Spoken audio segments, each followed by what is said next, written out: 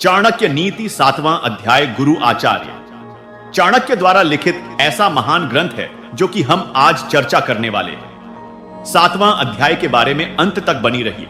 जो व्यक्ति बुद्धिमान होता है वह अपने धन के नाश के बारे में, अपने क्रोध के बारे में, अपनी पत्नी के दोषों के बारे में, किसी ठग के द्वारा अपने आप को ठगे जाने के बारे में और अपने अपमान के बारे में किसी को नहीं बताता है। जो आदमी धन और अन्न के लेन देन में, शिक्षा प्राप्त करते समय, खाने में और काम धंधा करने में किसी भी तरह का संकोच नहीं करता है, वह आदमी हमेशा सुखी रहता है। शांत स्वभाव के संतोषी आदमी को संतोष रूपी अमृत से जो सुख शांति प्राप्त होती है, वह शांति यहां वहां धन के लिए भटकने वाले लोभी आदमियों को नहीं प्राप्त हो सकती है। हर आदमी को अपनी पत्नी, समय पर मिला हुआ भोजन और ईमानदारी से कमाया हुआ धन, इन तीनों के प्रति संतोष रखना चाहिए, परंतु विद्या के अध्ययन, तप और दान दक्षिणा के प्रति कभी संतोष नहीं करना चाहिए। दो ब्राह्मणों के मध्य से नहीं गुजरना चाहिए, ब्राह्मण और अग्नि के बीच से नहीं गुजरना चाहिए, जहां पति और पत्नी खड़े हो उनके मध्य से भी नहीं गुजरना चाहिए, एक गुरु और शिष्य के बीच में से भी नहीं गुजरना चाहिए। इसी प्रकार बैल और हल के बीच में से भी नहीं गुजरना चाहिए। कभी भी अपने पैर से इनको नहीं छूना चाहिए। ब्राह्मण, गुरु, गाय, अग्नि, कुंवारी कन्या, बूढ़ा व्यक्ति और छोटे बच्चे।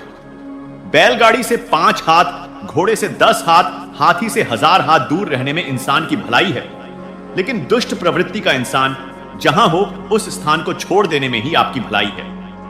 एक हाथी को अंकुश से वश में करना चाहिए, एक घोड़े को अपने हाथ से थप थपा करके काबू में करना चाहिए, सींग वाले पशु को डंडे से वश में करना चाहिए। ठीक इसी तरह एक दुष्ट व्यक्ति को हाथ में तलवार लेकर वश में करना चाहिए। ब्राह्मण लोग भोजन से संतुष्ट होते हैं, एक मोर बादलों की गर्जन से साधु संत दूसरे लोगों की खुशी और समृद्धि देखकर प्रसन्न रहते हैं, लेकिन एक दुष्ट प्रवृत्ति का आदमी दूसरों पर आई विपत्ति को देखकर प्रसन्न होते हैं।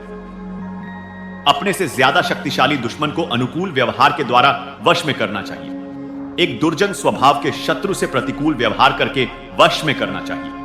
इसी प्रकार अपनी शक्ति के बराबर शत्रु से विनम्रता से या बलपूर्वक जो भी उस समय उचित हो अपने वश में करने की कोशिश करनी चाहिए। एक राजा की शक्ति उसकी भुजाओं में होती है, एक ब्राह्मण की शक्ति उसके ज्ञान में होती है।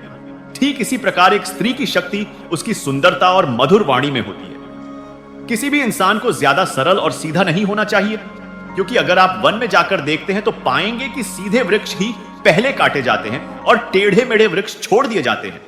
एक हंस वहां रहता है जहां सरोवर में पानी रहता है, और जब सरोवर सूख जाता है तो हंस उस सरोवर को छोड़कर चला जाता है। लेकिन मनुष्य को हंसों के समान नहीं होना चाहिए, जो अपने स्वार्थ की खातिर अपना स्थान बदलते हैं। अपने द्वारा कमाए हुए धन का सही तरीके से उपयोग करना, उसका सही तरीके से लाभ उठना ही उसकी रक्षा करने जैसा है, जैसे किसी तालाब के पानी का बहते रहना ही उत्तम रहता है। जिस व्यक्ति के पास धन है उसी के सब मित्र होते हैं, उसी के सब भाई बंधु होते हैं। पैसे वाले व्यक्ति को ही श्रेष्ठ व्यक्ति माना जाता है, अर्थात वो ही आदरपूर्वक जीवन व्यतीत करता है। जो लोग स्वर्ग से इस लोक में आते हैं उनमें 4 लक्षण जरूर होते हैं।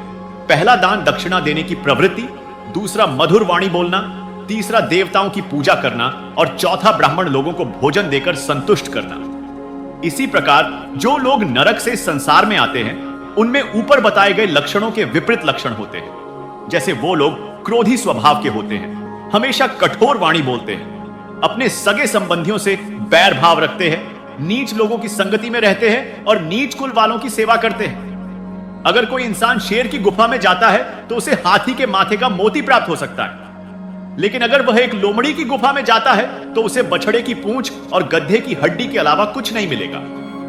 अनपढ़ व्यक्ति का जीवन उस कुत्ते की पूंछ के समान होता है, जिससे न तो वह अपने शरीर के गुप्त अंगों को छुपा सकता है और न ही काटने वाले मच्छरों को उड़ा सकता है। जिस व्यक्ति की वाणी में पवित्रता, मन में शुद्धता, इंद्रियों पर संयम और प्राणियों पर दया भाव, यह सब लक्षण मोक्ष प्राप्त करने वाले व्यक्ति में जरूर होते हैं। जिस तरह फूल में खुशबू होती है, तिलों में तेल होता है, लकड़ी में अग्नि होती है, दूध में घी होता है, गन्ने में गुड़ होता है, ठीक उसी प्रकार जीवों के शरीर में आत्मा और परमात्मा विद्यमान रहते हैं, और इसे अपने विवेक से ही जाना जा सकता है।